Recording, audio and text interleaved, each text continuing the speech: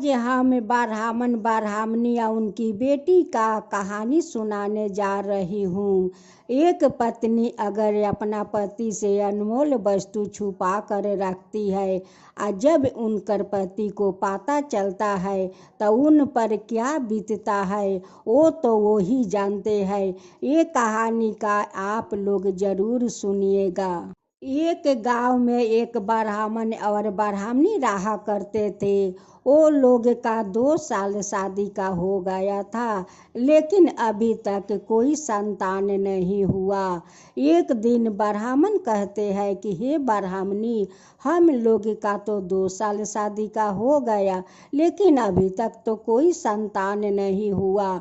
उस ब्राह्मणी कहती है कि हे स्वामी, जब भगवान देंगे तभी तो होगा। ये तो अपना हाथ में नहीं है कि हम अपना हाथ से गढ़ कर अपना पेट में डाल लूं, अपना पेट से निकाल कर आपको हाथ में डाल दूं। ये तो जब भगवान का मर्जी होगा तभी न भगवान देंगे। हे ब्राह्मण जी, ब्राह्मण अपना पत्नी से बहुत प्यार करते थे।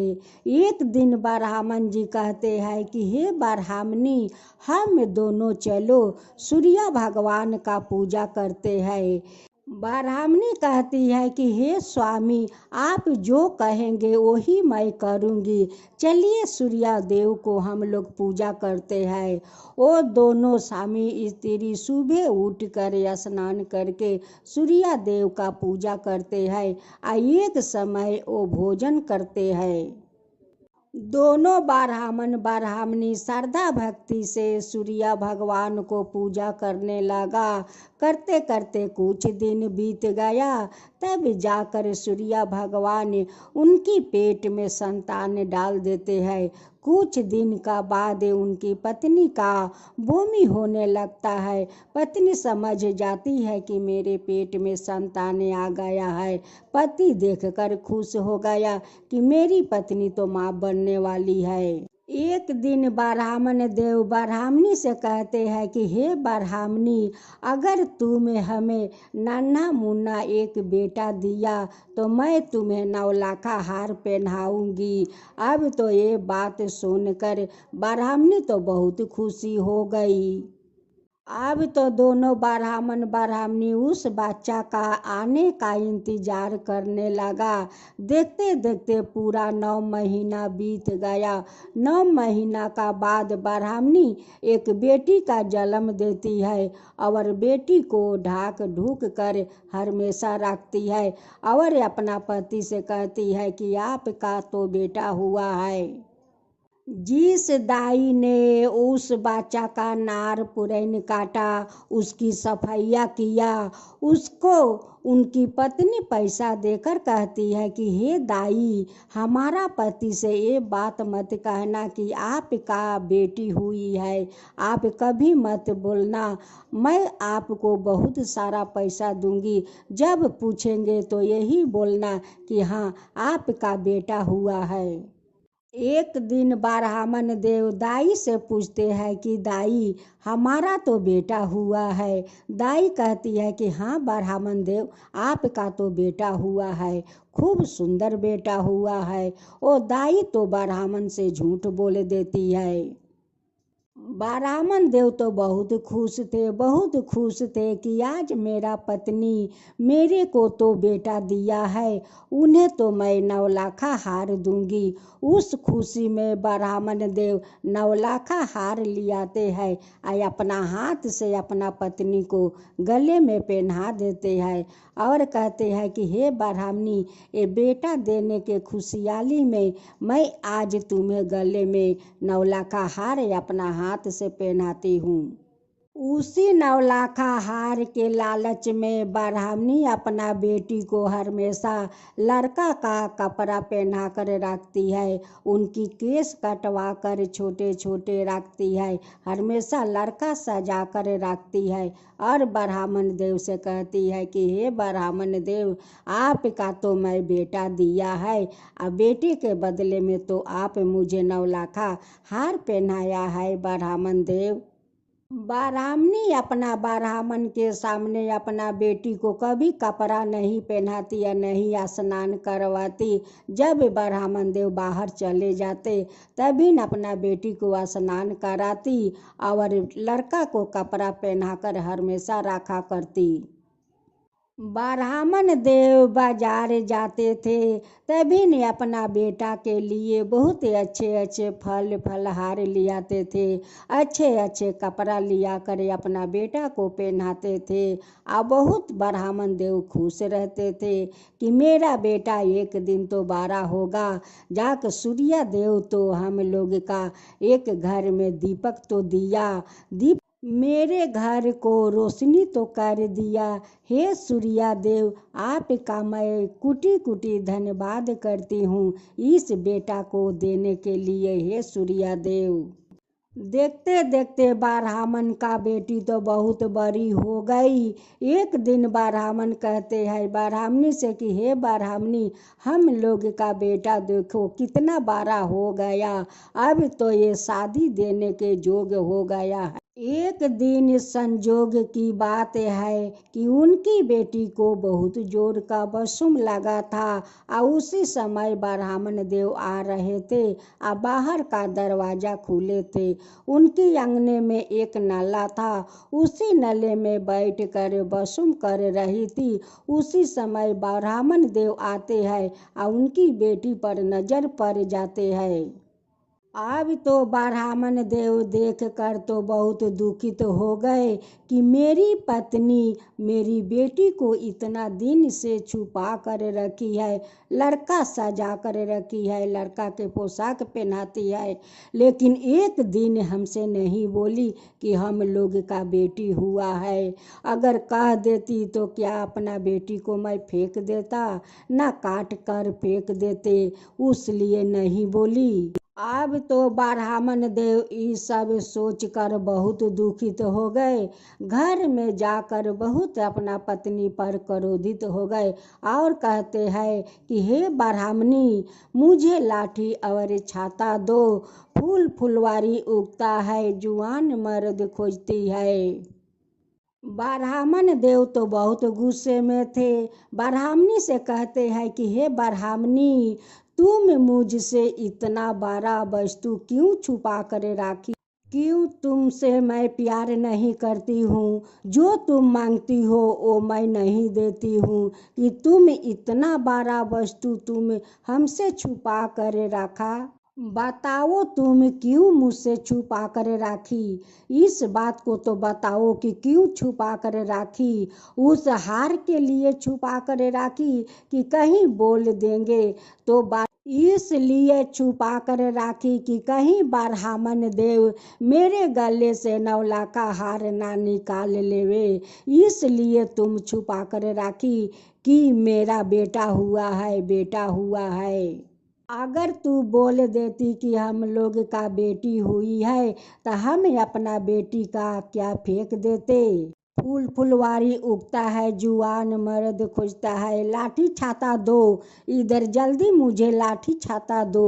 ब्राह्मणी कहती है कि हे ब्राह्मण देव, इतना गुस्से में आज आप क्यों है, इतना क्यों गुस्से करते हैं, आप क्या बोलते हैं, मुझे तो कुछ समझ में नहीं आता है कि फूल फुलवारी उगता है, जुआन मर्द खोजता है, इसका मतलब क्या है ब्राह्मण देव कि आप इतना गुस्से में है। ब्राह्मण देव कहते हैं कि अभी तुम मेरा गुस्सा कहाँ देखी हो, अभी तो मेरा कर्म और धर्म निभाना है, अभी आगे अपना कर्म और धर्म निभा लूँ तब तो मैं अपना गुस्सा तुम्हें दिखाऊंगी कि मेरा गुस्सा क्या है। ब्राह्मण देव बाहर जाकर अपना बेटी के लिए अच्छा घर बार खोजते हैं और अपना बेटी को धाम धूम से शादी देते हैं।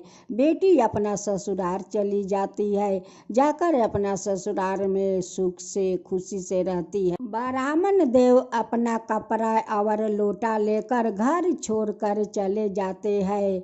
उनकी पता नहीं है कि मैं घर छोड़कर कहाँ जाऊंगी ना जाऊंगी, उनकी कोई पता नहीं था कि मैं कहाँ जाकर रहूंगी। जाते जाते एक तालाब मिलता है। वही तालाब का किनार पर ब्राह्मण देव रहने लगे।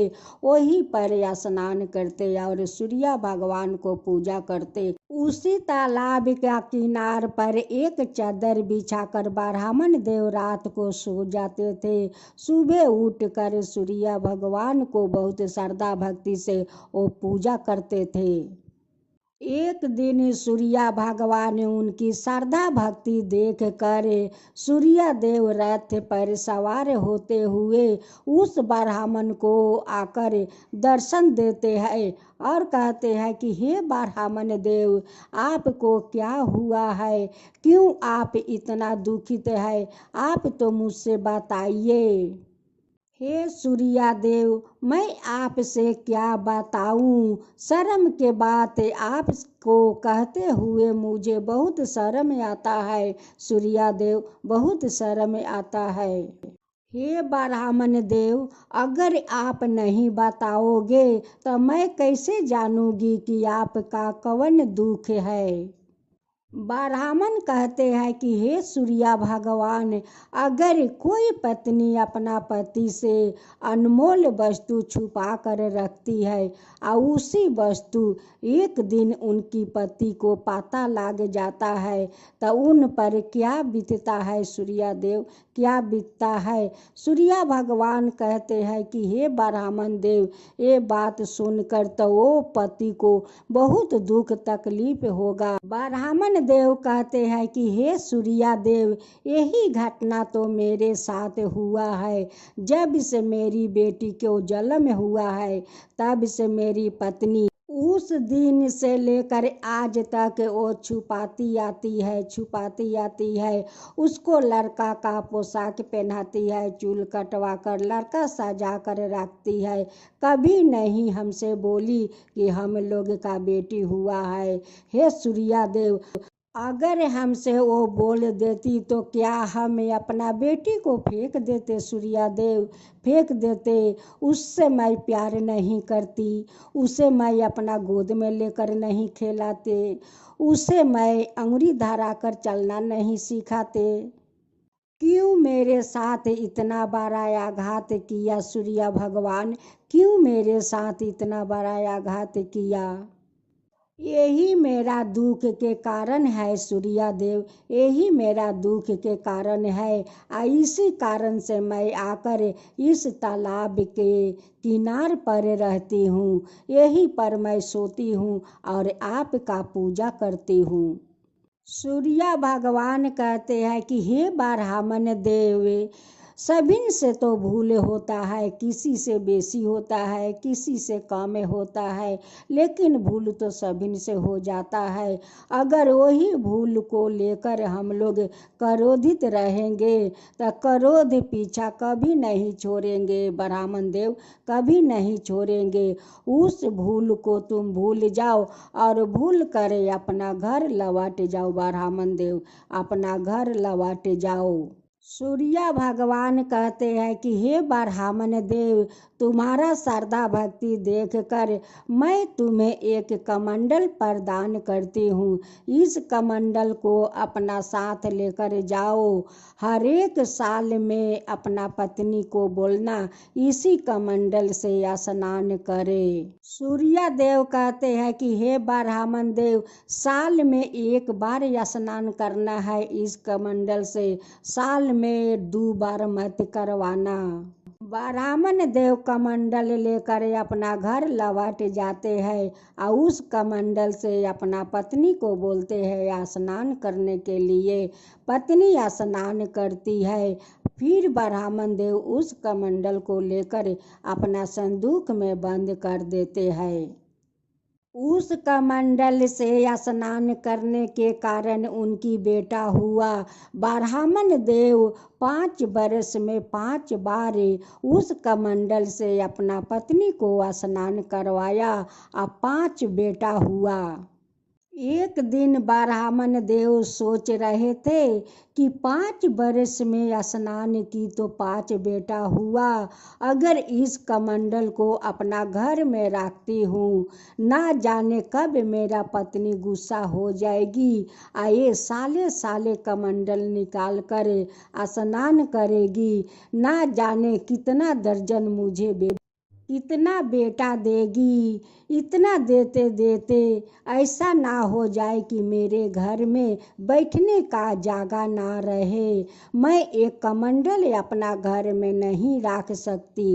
एक कमंडल सूर्य भगवान को मैं जाकर वापस कर आती हूँ। ब्राह्मण देव कमंडल लेकर उसी तालाब के पास जाते हैं और स्नान करके सूर्य भगवान को पूजा करके उन्हीं अनुरोध करते हैं कि हे सूर्य भगवान, अपना कमंडल अपना वापस ले लीजिए। अपना कमंडल अपना वापस ले लीजिए। अब मुझे कमंडल नहीं चाहिए सूर्य भगवान, नहीं चाहिए। अब मेरा तो बहुत पूरा हो गया। बहुत आप मुझ पर कृपा किया भगवान, बहुत कृपा किया। मेरा तो 5 बेटा हो गया सूर्य भगवान, अब मुझे नहीं चाहिए। ब्राह्मण का बात सुनकर सूर्य भगवान प्रकट होते हैं और कहते हैं कि हे ब्राह्मण देव, क्या हुआ? आप तो बताओ क्या हुआ। ब्राह्मण देव कहते हैं कि हे सूर्य भगवान, आप अपना कमंडल वापस ले लीजिए। अब मुझे इस कमंडल को कोई ज़रूरत नहीं है सूर्य देव, कोई ज़रूरत नहीं है। जो ज़रूरत था आप तो मुझे पूरा कर दिया सूर्य भगवान, पूरा कर दिया। किसी पत्नी को कोई अनमोल वस्तु छुपाना नहीं चाहिए अपना पति से। अपना पति के साथ सैर करना चाहिए। अगर नहीं करते हैं तो बाद में अफसोस करना पड़ता है। जैसे उस ब्राह्मणी अपना बेटी को अपना पति से छुपा कर राखी थी। उस समय अगर ब्राह्मण देव नहीं आते और नहीं अपना बेटी को देखते तो क्या होता। ब्राह्मणी तो अपना बेटी को बूढ़ा बना देती और बूढ़ा बन कर अपना घर में पड़ी रहती। ये तो सूर्य भगवान का कृपा है कि ब्राह्मण देव का नजर अपना बेटी पर पड़ गया। आज ब्राह्मण देव अपना बेटी को शादी देकर उनकी संसार बसा दिया। इस कहानी का आप लोग जरूर सुनिएगा। हे सूर्य भगवान, जैसे उस ब्राह्मण का कमंडल देकर उनके घर में 5 बेटा दिया, वैसे ही सबका ऊपर कृपा कीजिए, सबका ऊपर कृपा कीजिए और सबका ऊपर ऐसे ही कृपा बरसाइए। जो आपका कथा कहता है, जो सुनता है, जो हुंकारी पड़ता है, उन सब का ऊपर कृपा कीजिए। हे सूर्य भगवान, सब का ऊपर कृपा कीजिए। सूर्य देव की जय हो, सूर्य देव की जय हो।